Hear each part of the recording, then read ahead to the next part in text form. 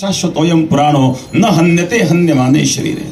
आत्मा अज आहेत, नित्य आहेत, शाश्वत आहेत, पुरातन आहेत आणि त्यामुळं आत्म्याला कोणी नष्ट करू शकत नाही। नैनम छिंदन्ति शस्त्राणि नैनम दहति पावकाः न चैनम क्लेदन्त्यापन शोचयति मारुतः अच्छद्योयम दाह्योयम अक्लेद्यो शोश्च एव च नित्य सर्वगतस्तानुर अचलोयम सनातनः।